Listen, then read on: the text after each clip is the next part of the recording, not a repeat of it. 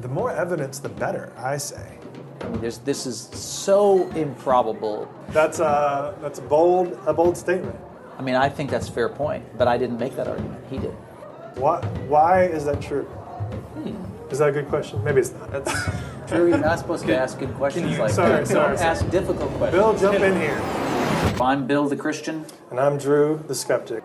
You're listening to The Divide. All right, well, Drew and I are back today with part two of our interview of each other. In the first podcast, Drew was asking me what was the biggest, or one of the biggest factors that impact the way I think about ultimate reality and how God comes to factor into that. And I mentioned awe, or which is like the perception. Meaning it's a perceptional thing, it's an experience thing, just the same way I see the David by Michelangelo. I look at it and I'm in awe of Michelangelo, even if I've never heard of the guy. I'm in awe of whoever created it. So in the same way, I find for me that as I look at a sunset, look from a mountain, or any number of things, look at a butterfly for that matter, that I find myself in awe of God, and it's perceptional. I'm not going through an argument to get there.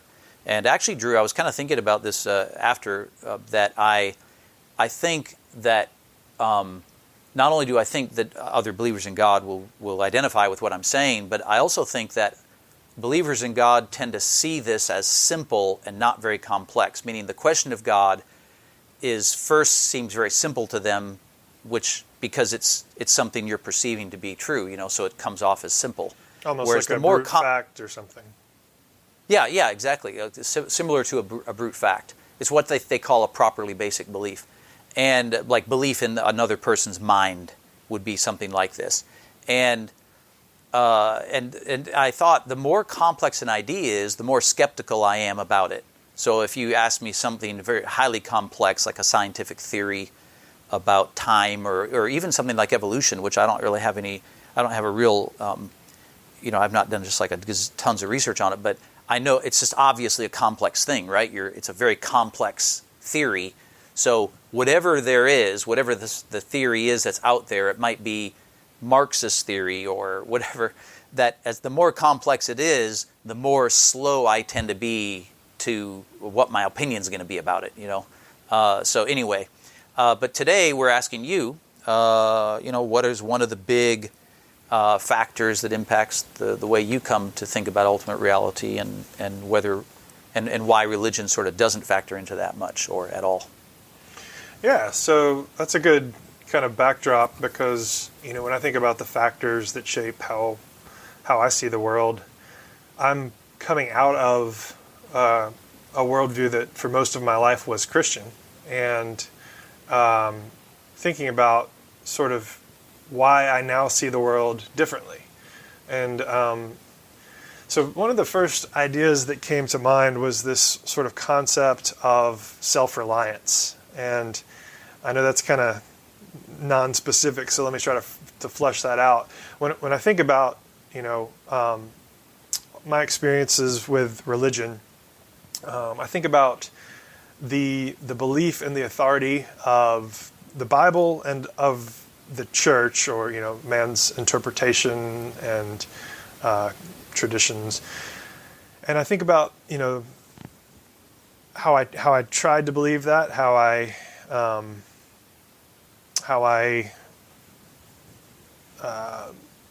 did believe that. I would have certainly said I believe that, but I struggled to believe that both the Bible and the church really have this authority from God, that the Bible's inspired by God, that the church is appointed by God. And so this concept of self-reliance, what I mean by that is my belief is that it's not, I don't know if I would say it's not really possible, or it's not really possible for me to have a real confidence in something that I don't sort of discover for myself, even if I would like to believe it. I think about like Kierkegaard's leap of faith idea. I just, my sort of strong notion is that we should not believe things just because we want to. And so, so that leads to that sort of shapes how I see the world, and that's why I can be accurately referred to as a skeptic, because because anything that I am not sort of coming to by my own reasoning and the weighing of the the authority that that I when I get information and evidence from others, it just doesn't seem to stand the test of time for me. Personally speaking. When you're going through this, obviously, as you're growing up at various stages, I'm sure it had more depth, as you got older and started to see things more as an adult or whatever. But did you feel like this sort of principle of self-reliance was something you then applied everywhere to every single thing in the same way you were applying it to the questions of the Bible? Or did it seem more narrowly focused on just that one particular big belief framework?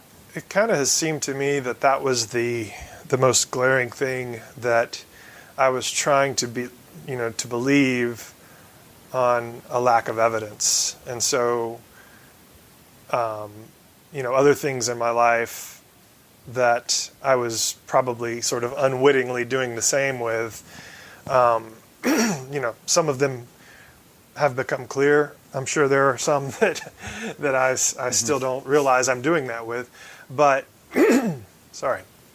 But yeah, I do think that was sort of the glaring example was it was the way that I saw my faith, and it was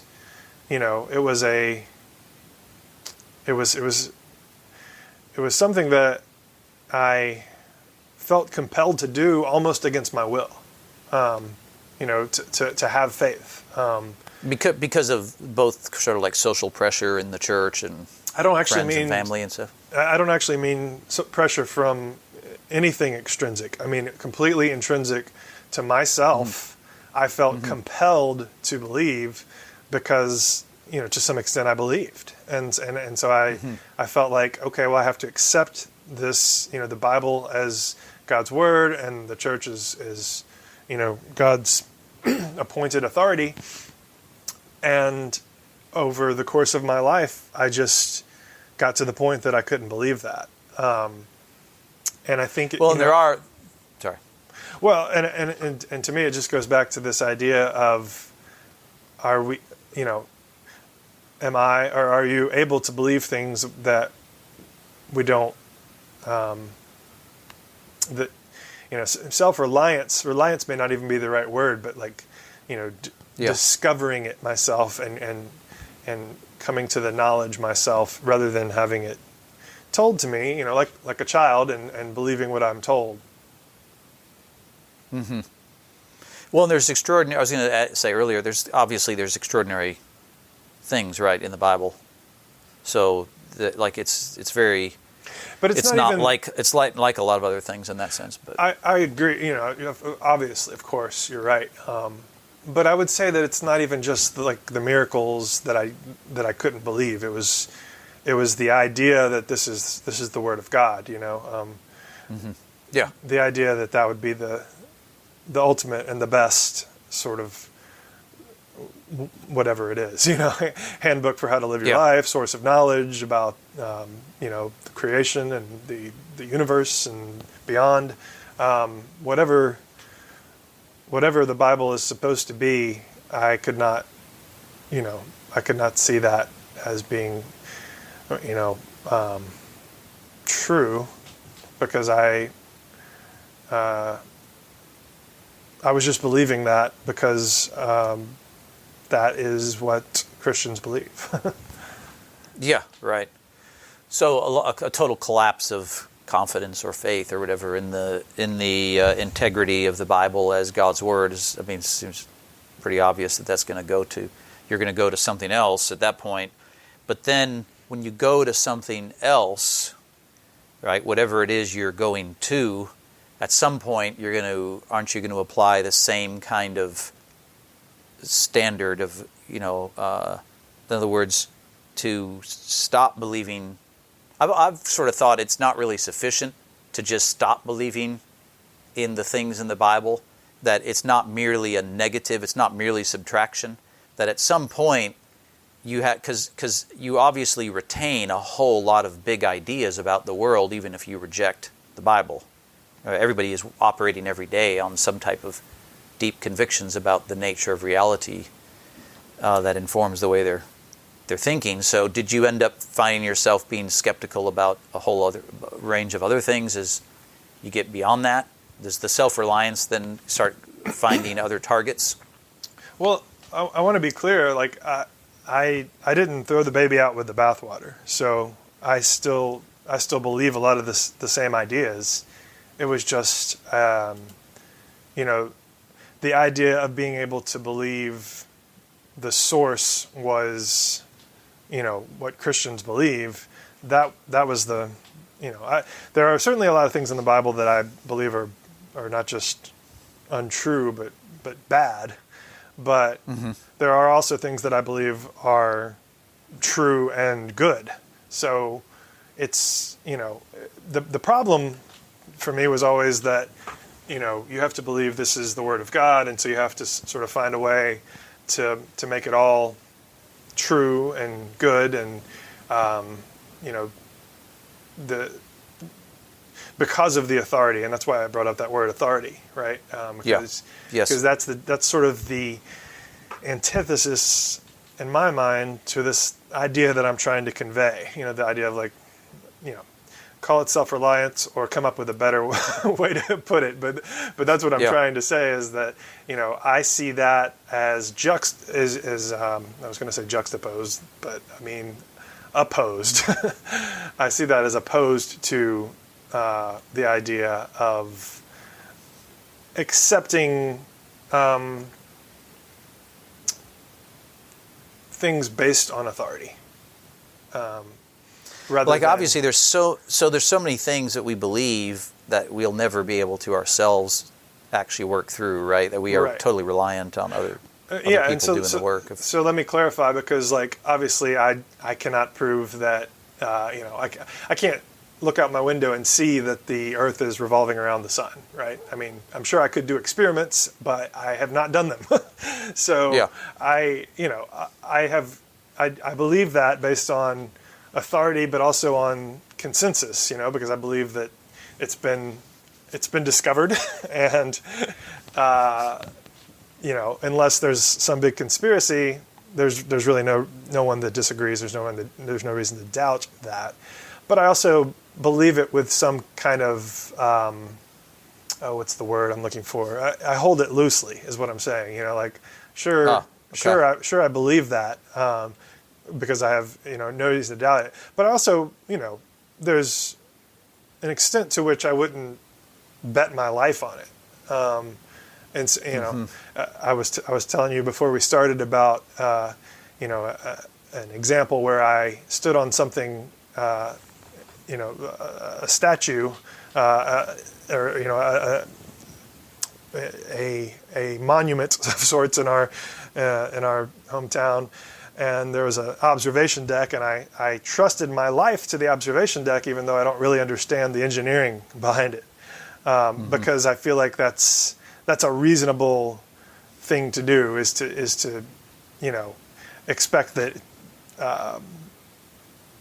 that has been correctly calculated, because if not, the fabric of society would crumble if things just fell over all the time. And so how does your consensus sort of idea differ from the sort of having a bunch of Christians in a church, or in churches all over the world through history believing, like church, I read Christians from the 2nd century AD, who believe Jesus was raised from the dead the same way I do. So I say this because I find myself some comfort in the fact that it's a consensus view. It's been there's a whole lot of people who've believed it for a long, long time. There are a lot, and there are a lot that don't, and I see that as completely different from, maybe you could compare that to some theory like the multiverse that's not proven, and so yes, a lot of people agree and believe in it, and a lot of people think that's wrong. Yeah, right. So it's kind of a different idea than the things that we all accept and believe. So you feel like if you were doing the physics, you'd probably be in the "I'm not persuaded by this" camp on multiverse. Well, certainly I am in that camp to the extent that I understand it, which is very low. Yeah. But it's also just like, it could be string theories, right? It could be multiverse, could be all this kind of stuff, and and as the consensus shifts in among scientists, my confidence in each of those changes. But I mean, I may get to 55% with that. I'm not going to say I'm 90% or 99% confident. As I am, I am 99 point something percent confident that this chair I'm sitting in will hold me. So it's till it collapses. Exactly. It's kind of it's a holding of everything a little bit more loosely than you might expect, but still pretty. I'm trusting my health in the chair. At times I have to trust my life, to engineering and to the car that I'm riding in, that sort of thing. But so I think where one of the things I'm struggling with a little bit listening to you is that I agree with so much of what you're saying, but coming to a different conclusion, right? So when I'm reading the Bible, I feel like I get continually reaffirmed that the book is inspired by God, meaning God is the source of the truths that are in the book. Well, we've talked a lot about things that you don't understand in the Bible, like the things in Exodus we've discussed about slavery, and not the Bible failing to directly forbid slavery is an example of something that I think you've admitted you don't understand, but you still don't and find it problematic. You're very open about that, but you still believe the Bible is from God, and so that in some way it's not bad or wrong or evil. Because even that part that you don't understand. Yes. Well, let me offer. Maybe this is as good as any to sort of delve into it a little bit in detail, because my reasoning, right, how I get there in terms of, say, self-reliance, to use your term, would be that I'm looking at how Jesus and the apostles interpreted Old Testament Scripture, and I find Jesus saying, on this one occasion, he's asked about divorce, and he says that divorce was a concession in the Mosaic Law. It wasn't what God intended, and he quotes from Genesis. It wasn't what God intended from the beginning. Meaning, at the beginning of creation, God intended one thing, and when he brought the law to the Israelites in early or late second millennium or whatever, that the law wasn't actually so to speak, the way humans in their glorified bodies will live forever in eternity, but rather it was designed to be temporary and to work within a local culture already established, so that there were things that were temporary, or things that were conceded that weren't really what God intended for the full kingdom to come. So I take that as meaning I don't feel like I'm being unreasonable at that point in terms of like self-reliance, to use your term, of looking at how Jesus interpreted it and saying, well, that makes sense to me, that God, I can think of some reasons why God would do that, because humans aren't always able to. Humans are developing over time, just like the whole of humanity is developing, just like individuals are. So it kind of makes sense to me that God would allow some things at one stage of history, and not that. That's not what humans are going to be doing for all of eternity. So, in other words, it's not like I'm just simply saying, "Hey, this is the authority," and that's the end of it. And the truth is that if I didn't feel like there was that other stuff in there that I've just laid out from the Gospels and from Jesus' teaching, then I think I would I would have a much harder time with that particular topic in Exodus if that wasn't there. In other words, if there wasn't something that seemed reasonable to me individually, then I would feel like it would get even harder and harder to understand it, which is why things like if my child had a brain tumor or something, that would, I feel like, would end up being much harder personally. Just the problem in terms of the anecdotal. The problem with that explanation for me, and I know we don't want to get too sidetracked by this, but I feel like I have to respond here. I think there's a huge, huge, huge difference between slavery and divorce. I think one is just outright evil and wrong, and the other is not great sometimes, but it's not.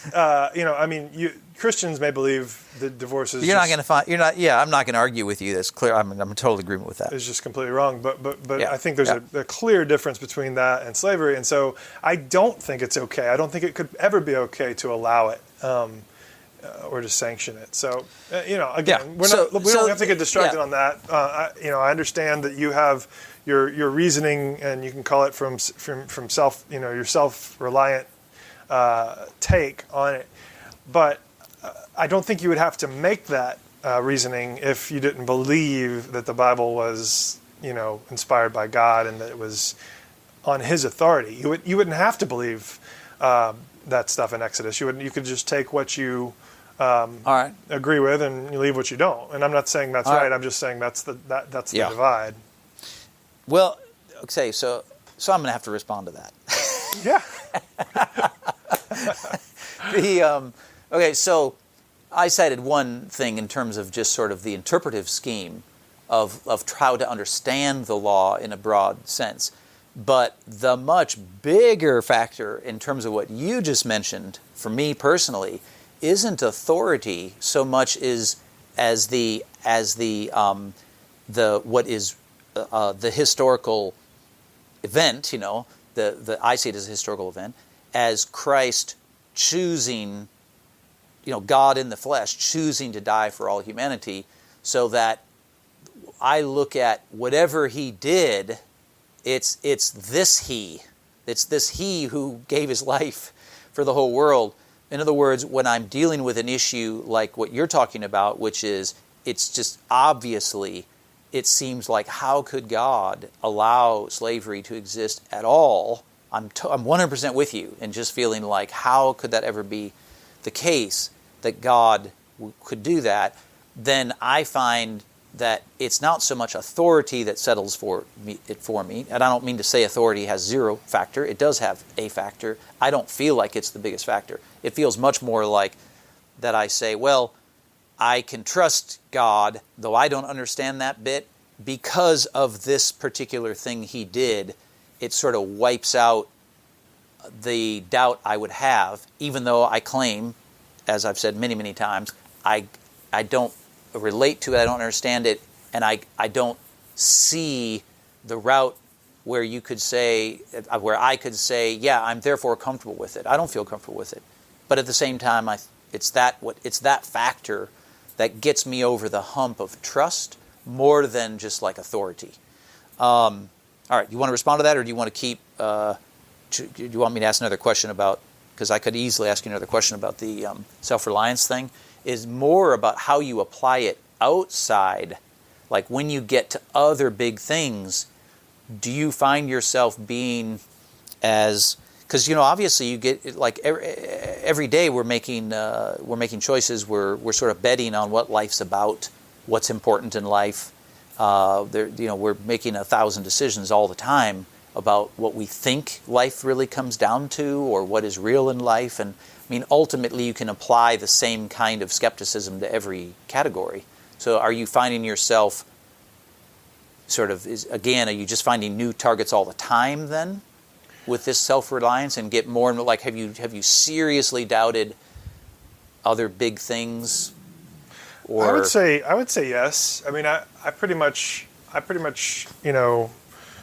maybe even to a fault, scrutinize in a philosophical kind of way, kind of scrutinize all of my choices and decisions, because I agree with Socrates that the unexamined life is not worth living, and so I try not to just do things because that's what you do, and that's led me on an unorthodox career path. That's led me to I'm an unorthodox personal, but successful. Well, I've kind of forged my own way in a lot of things, and I didn't get married young, because that was what you do after you graduate college. I didn't do a lot of these sort of quote unquote normal things that you sort of think about as, well, if we're just kind of going on traditional, authority, the authority of tradition, for lack of a better way of putting it, then I would have done differently. But and I don't want this to sound like I'm anti-tradition, because I think there are very, very good things that come from our traditions, and I think I'm on record on this podcast and in the past saying that I don't think everything religion gave us is bad by any means. How about, Drew, in the area of morality? Have you found yourself because obviously morality fits in with very, very tightly with sort of that's probably the biggest framework one from the Bible. So that's probably the biggest one, because as I said before, I haven't thrown out. I would say I haven't thrown out that much of the ideas around morality from the Bible. Maybe that's a little strong. I certainly have thrown out some, but probably not much from like Proverbs. Probably. But do you find yourself as like, why wouldn't you be as self-reliantly skeptical about all that? Oh, I think I am. What I'm saying is I'm not discarding them out of hand just because I didn't come up with them. I'm examining them. Yeah, and it's obviously you're not retaining them merely by authority. Exactly. You're retaining them by, what would you call it? My agreement with them. My self-reliant agreement. Yeah, How's that? Yeah, that's perfect. They ring true. Yeah, that's kind of so that's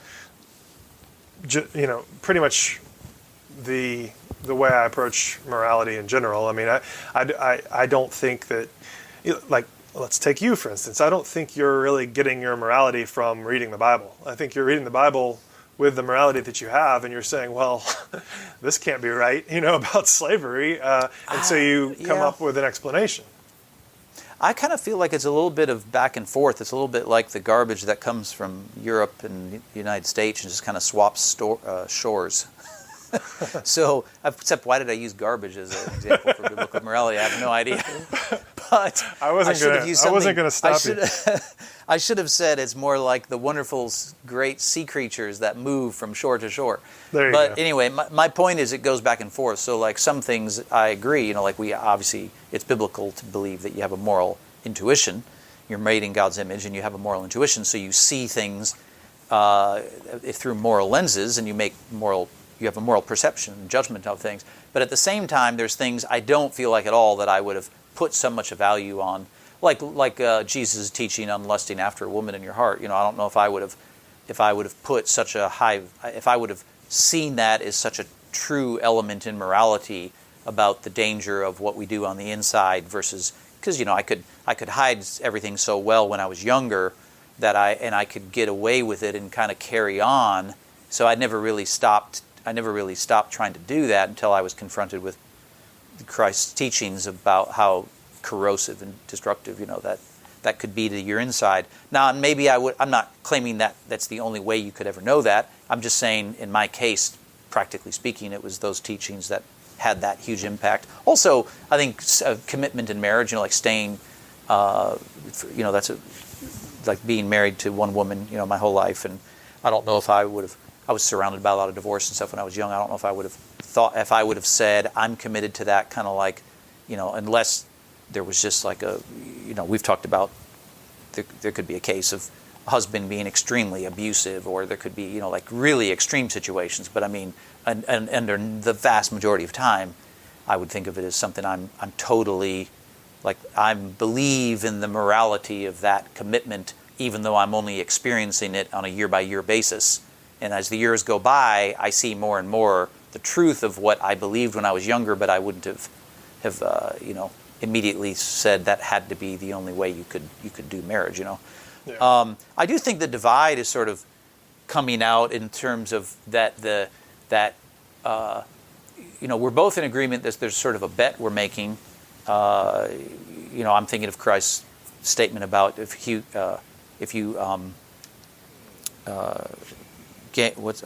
you'd think I'd know this verse, but if you gain the whole world, but you gain the whole world but lose your own soul. Like there's a bet. Just the framework of it is a bet. That we're committing ourselves to some big, really, really big truths that affect lots of practical things in our lives and the where we're sort of headed in some ways. But when it comes to sort of each individually looking at the Bible's presentation of truths, I'm seeing a ring of truth the vast majority of time that strikes me as divinely, from a fountain of God, and you who started looking at it that way when you were younger, but it's not like neither of us ever questioned what we're reading or have had doubts about what we're reading, but it kind of crumbled for you, and you no longer felt like you kept hearing what you thought was the echo of heaven, but it just no longer held that. Yeah, Would you say that's a fair assessment of the divide? I mean, I think it maybe goes a little deeper than that with, I don't know. I don't know how much you would disagree with the idea of sort of, like, I don't know, I'm not sure you even do disagree with my, like, sort of needing to make sense of things myself. So maybe that is really it. It's just you have been able to, I would say, twist yourself into a pretzel to explain some of the things in the Bible that you have to believe. But yeah, that would, obviously I'm teasing. Yeah, but no, because my analogy would be you just haven't exhaled and let your body float on the top of the water. So I think that's and we're talking about sort of. Excuse me, that's inhale. I've got that messed up. Inhale and then let yourself float on the top of the water. Well, and and of course this is an example, I guess, of what I was talking about. But it does shape sort of how I see the world, and I part of me thinks there's a little bit more of a difference there, because I don't think you're not evidence based. I think you like to be contemplative and reason. The things that you believe in. I just think there's some difference there in what you're willing to accept, and what you're willing and what I feel I need, what I can't accept, because because I have to do some mental gymnastics to make it palatable. I think you're right about that. I really do. Because I felt like when I was younger, up at least into my 30s, well through my 30s, I should say, that I felt like it was a lot more work to believe than it. And of course, I came to believe when I was around 20, but I felt like it was a lot more work to believe than it is now. Meaning, I do think there was a point, and I don't mean just Christian stuff. I mean just the biggest questions that I had entertained through reading ancient philosophers and things like this, that things that I was constantly trying to understand and pull everything together to try and understand it and have everything nice and clean in my head, that it felt like so much work. And I will say there was a point where I was started to feel like I didn't relate anymore to the skeptical philosophers like Descartes and people like this, because I just thought yeah, there's just certain things that I thought we could doubt this. And I mean things like if you read Descartes at all, right? It's hyper skepticism about the most fundamental things. That I just thought, yeah, I mean, you could doubt that, you could be skeptical about that, but why? It's so anti-instinct and intuition that to try and live like that would be totally unnatural. So why would I even bother? Why? In other words, it's almost like I've had enough fighting that it's just easier to keep believing that. And I don't mean God, I mean just other big questions. So I think you may be right. That's good, because I was worried you were going to say it all clicked one day, and after your 30s, it just it all came together, and now you don't question anything anymore. No, I'm kidding. Of course, I knew you weren't. Definitely not. Of course, I knew you weren't going to say that, but I do think it's interesting because I definitely am that way about some things. Like I said, I don't sit around, wondering about the engineering of the chair in which I'm sitting. Sure. And so there are or even big moral things. I think right. I don't just because I can't explain why something is moral doesn't mean I act as if it's not, or I don't believe it until I have proof. Like there are some things which I call them brute facts or whatever, but I'm not willing to question, Yeah. And so there's just I think a divide maybe on where we draw the line there. Yeah, exactly. Yeah, I think that's good. It kind of reminds me of how much, as we're talking about this, we really, Drew and I have wanted people, those of you who are listening, to give your own thoughts back to us on our subreddit, which is the TheDividebyiPUB. And we haven't really done a good enough job of pushing that. It's in the outro, but we haven't really said enough about that. So we would really like to hear from those of you who are listening, sort of what your take on these things, what have been your big factors that influenced you, and how would you respond to me or to Drew, depending on what side you're coming from on these issues, and how do you sort of see it? We'd really love to hear from you on that subreddit and just kind of hear different voices. So please give us give some input there, and we'd love to respond and get into some discussions on that. Yeah, I want to echo that, and then for people that aren't Reddit initiated, kind of like myself, I'm very new to it. It's just reddit.com/r/TheDividebyiPUB, and we would love to get some conversations going there. So thanks, Bill. Yeah, great.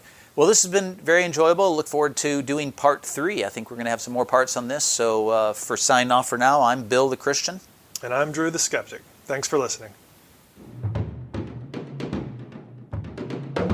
The Divide is produced by Alan and Ben Hawbrooks and edited by John Workman. Dalton Reed handles IT. Join us for further discussion on this topic at our subreddit, TheDividebyiPUB. To learn more about other episodes and who we are, check out ipub.org/thedivide. See you next time on The Divide.